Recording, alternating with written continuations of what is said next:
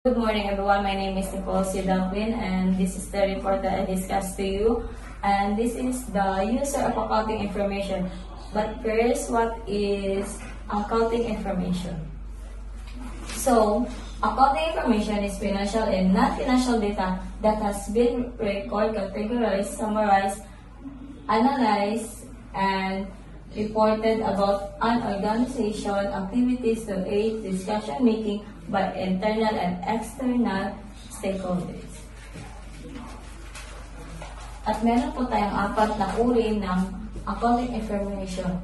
First, data collection and processing. Ito po yung pag-kolekta at proseso ng datos.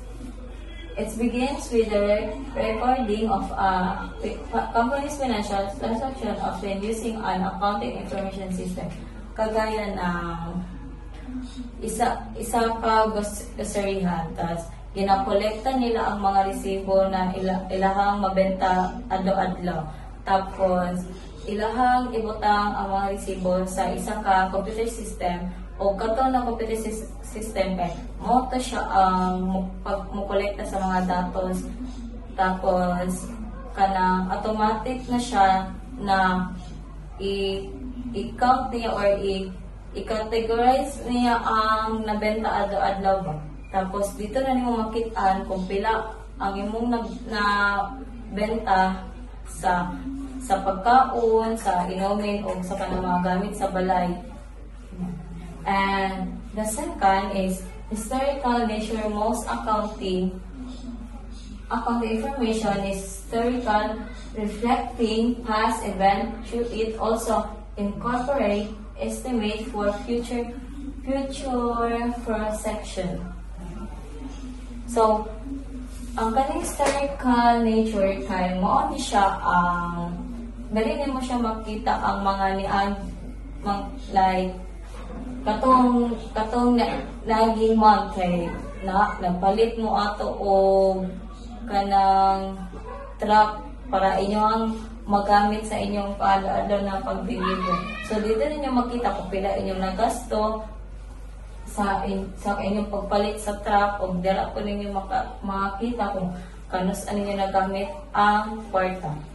So, sunod ang reporting. The process data is presented in standard financial reports, checks as the balance sheet, income statement, and cash flow statement. So, mao na siya ang pag-uulat sa kanang mga balance, income statement, and cash flow. Dali niyo makita kabuuan sa benta, kabuuan sa gastos, and kita. So we have the last one, the decision making. The core purpose of accounting information is to provide user with the data needed to make informed business decision. So kani siya ang decision making kay maghimo ka og desisyon para sa imong negosyo.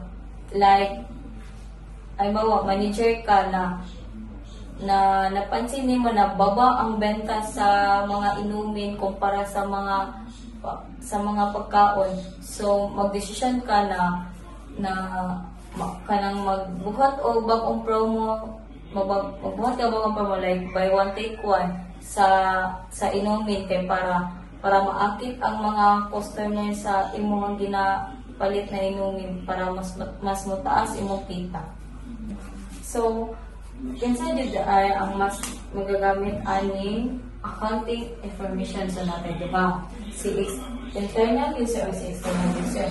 Pero unsa sa ang naa sa internal user, mo sila management, executives, and employees for use that information to manage operation, set strategic goals, and assist profitability. So sa external kay sila investors and creditors. Use it to evaluate the financial health and probability of a company before making investment or leading decision. And we have the regulator, agency, and tax authorities. Rely on it for compliance and taxation purposes. We have the types of information. One is the financial accounting, This is the focuses on providing information to external user and follows generally accepted accounting or the GAAP.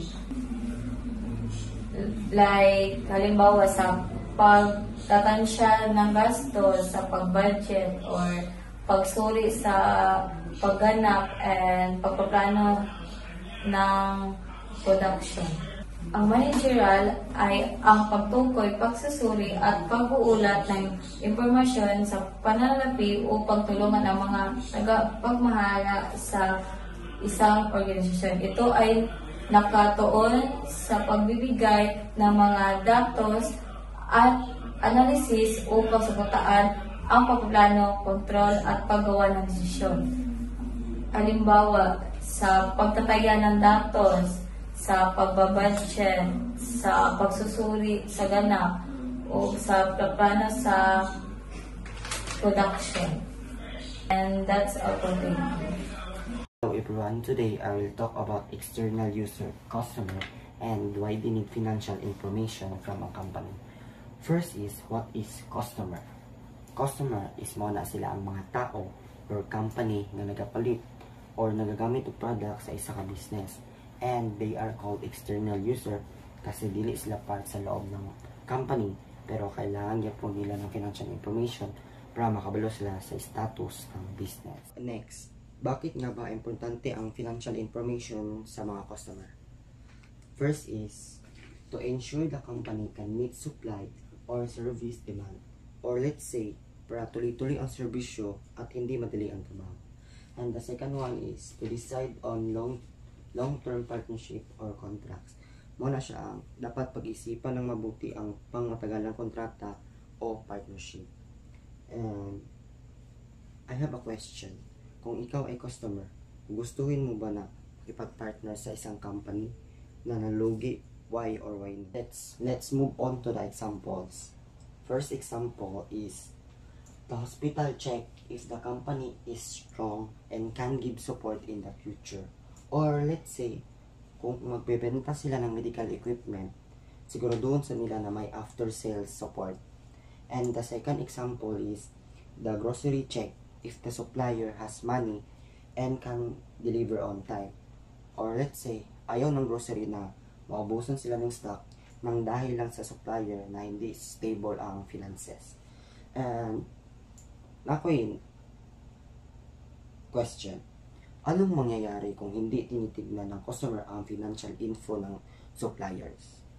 Ang possible answer is maaring madali ang deliveries or pwedeng mawala ang supply or hindi reliable ang service. Anong financial information ang ginatanaw sa mga customer? Nato'y tulo ko buo. First is profitability. Ang profitability is kung gaano kalaki ang kinikita ng negosyo kumpara sa gastos. Example, kumikita ba ang negosyo or nalulugi? And the second one is liquidity. Liquidity is kung gaano kabilis bayaran ng negosyo ang mga utang gamit ang cash or asset. Or example, may enough cash ba pambayad sa bills? And the third one is stability. Stability is kung gaano katatag ang negosyo sa mahabang panahon. Example, kaya ba nitong magtagal kahit may problema sa market? So yan po ang dahilan kung bakit mahalaga ang customer na makabalo sila sa financial information ng isang company. External users, creditors. The first is definition, individuals or institutions that lend money or extend credit to a business. And second is purpose. They assess a company's financial stability to determine repayment. And so ang creditors, mga sila ang mga nagapahuram sa mga tao or kumpanya para na sila ay madugang sa ilang puhunan. Pero bago ilasan gina-check ang status or credibility or status sa business kung mupatok ba niya sa mga tao. Para ma-assure po nila as creditors na kaya sila mabayaran sa mga nanguram. And nagabuhat sila og financial statement para sa mga kwarta na ilang na-release and always po na nila ginamonitor ang cash flow sa imong business. And examples, banks, suppliers offering goods on credit or bond holders. Example na kay ang mga banks na nagapautang sa mga tao or business owners. So, creditors ang tawag sa mga banks, and sila ang nag-help sa people have a business para mas mulago ang ilang business. And that's it. Thank you. So, this is the potential investor. Purpose: their goal is to evaluate the risk and return of investing in the business. They use financial reports, business plans, and market analysis to make informed decisions. Definition of potential investor are individual organization outside the company who assess its financial and operational performance to determine whether to invest. Potential investor, ito ang pagpapalago ng mga plano sa pagpapalawak ng oportunidad sa merkado at kalamangan sa kompetisyon. Example, an angel investor reviewing business plan and financial projection to decide whether to provide startup capital in exchange for equity or future returns. The information help them assess profitability. Profitability in accounting is simply how much money a business makes compared to its cost, showing if it's doing well financially. Tumutukoy sa kakayahan ng isang negosyo na makibuo ng kita o tubo sa mga operasyon nito. 2. Risk and return. In accounting, risk and return refers to the relationship between the potential profit return from an investment or activity and the level of risk involved. Panganib at kita ay may malapit na relasyon sa accounting, saan ang mga investor at negosyo ay naghahanap ng balanse pagitan ng potensyal para sa mas mataas na kita at antas ng panganib na handa nilang tanggapin. 3. Cash flow. Cash flow in accounting refer to the movement of money into and out of a business. Think of it as the company financial heartbeat, showing how cash is generated from sales or investment and how it's spent on expenses, debts, or investment. It's a way to see if the business is staying financially healthy day to day. Ito ay daloy ng salapi, paggalaw ng pera, pagpasok o paglabay ng isang negosyo.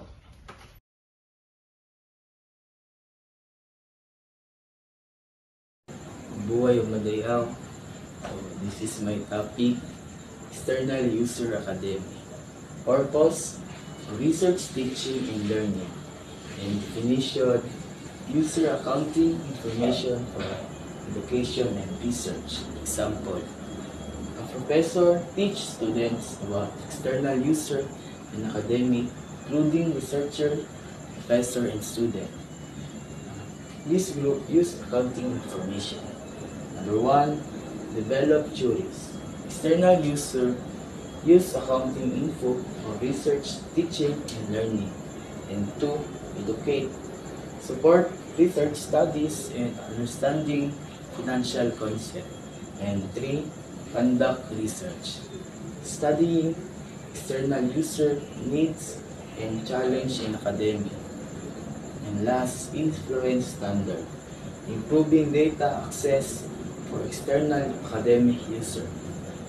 So, external user academy daw kaya mga individual o grupo na walay appeal sa institution, sa eskwelahan o universidad, pero ginagamit nila para makaserbisyo sa uban. Mabuhay ug madayaw everyone. I am Maria May Pibalikog sa my topic sa laban the external user, general public. So external user, general public are the people outside the business who use the financial information.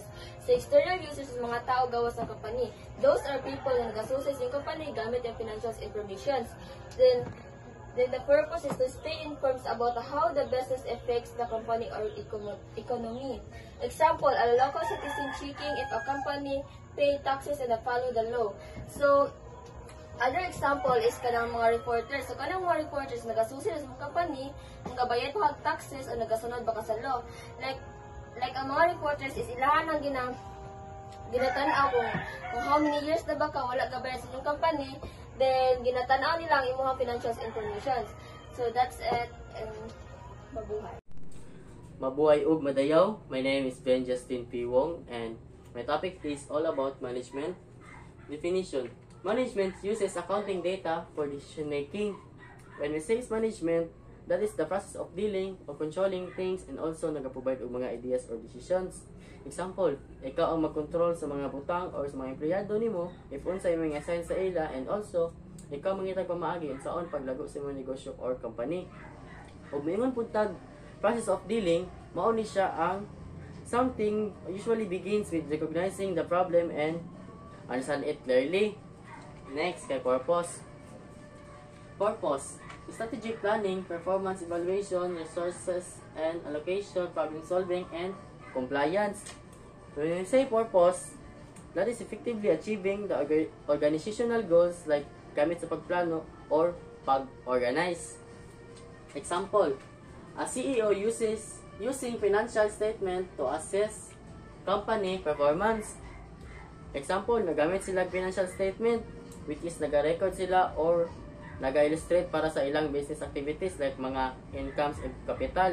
Example, ang usa ka gamay nga negosyo sa sari-sari store nagamit sila og income statement aron ma-record ang ilang inadlaw nga halin o gasto aron makita nila kung pila ang ilang ginasya sa isa ka bulan, og nagamit sila og balance sheet aron makita ang kalidad sa ilang mga pagtangan or assets sama sa stock sa tindahan o ang ilang kapital. That's all. Thank you. Mabuhay ug madayaw everyone. So I am Jefferson Bisumili and this is my part of our report, internal users employees. So I'm gonna talk about employees. Employees is all about na nag-work sa mga company like ana. Then sa definition na to is employees using company accounting data. So employees who using company accounting data for their works. So sa itong purpose is performance review, compensation, resource allocation, planning, problem solving, and career growth. So sa performance review is dili makita mo sila kung usa sila kahod sila mga ginabuhat. Kung tayong usa ka sales manager nagamit sa sales data aron balaan kung pila ang gibaligya sa iyang team. O katupong nice of performance o katupong nanginahanglan og dungag na training. Then sa atong compensation is determine pay or bonuses. Kung tayong usa ka empleyado is nice iyang performance anak nga work, then dugay na po siya ga-work anak nga kumpanya, so siya dawat og dako nga bonus. Then sa resource allocation is decide kung saan paggamit sa company resources. Kung tayong usa ka finance manager na gamit sa financial data aron may balan kung asa ibutang ang kwarta sa kumpanya. O kung tayo pa is pag palit o bagong gamit, pag-hire o bagong empleyado, pag-invest o bagong proyekto.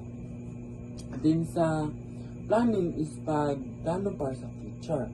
Kung tayong usa ka operational manager na nagamit sa production data para mahimo ang production plan kasunod nga quarter and makatabang sa diri ang mga empleyado para sa pag-predict sa demand and pag-adjust og production capacity. Din sa problem solving is pa-plaster sa mga problema. Kung tahay is ang usa ka empleyado is nag-antos og dako nga pagkawala. So ang mga empleyado sa accounting is makatabang siya sa pag-ila sa mga problema o paghimo og tarong na desisyon. Mga desisyon. Din sa career growth is improve their job skills. Kaya improve din mo imong work sa kumpanya o ana. Din sa example is sales rep using sales data to track performance. Din sa icon is person viewing a financial chart on a computer. So as you can see in the picture, the person is use computer to look at the financial data. Aron financial data, nag-try sila og sabot sa mga numbers and and nagahimo sila tarong na decision for their works. So, why this is important? This picture show how people in a company use financial data to do their jobs better. Nagatanaw sila sa numbers, what's working and what's not. And then, make plan to improve things. And that's all my part. Thank you. Mabuhay o madayaw everyone. I am Christine Rian Loyloy and I'll be your presenter for the last internal users. So, the last internal users of accounting information are owners and stockholders. So, what comes in your mind when you hear the word owners or stockholders? Yes, those are the people who already invested their money in the business, either fully or through shares. So, they use accounting information to check if the business is making profit and to see if their investment is growing, because we don't want losses or losing money from investing, right? So, once they review the accounting information, they'll decide whether to keep or sell their shares. So, can you give me an example of owners and stockholders? Yes, an example of it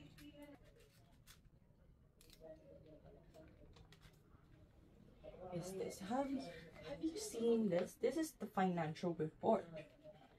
They're checking if they're making profit or not. So, an example of it is a stockholders reviews the company's annual profit report to decide if they will keep their shares or sell them. So that's what they're doing here. So now that you know external users and internal users of accounting information, we're doing a recap. So, number 1. So, what is it called when people or companies who lend money to company? Number 2. What is it called when people or a business who buy from a company? Number 3. What is it called when people are thinking about investing? Number 4. What is it called when there are company leaders who run the company? Number 5. What is this called? Agencies that ensure compliance. Number 6. They are the regular people but affected by the company. Number 7. The 2 examples of this is teachers and researchers. So, number 8. They are the workers of the company. Number 9. Investors who own part of the business. Number 10. What's the difference between external users and internal users?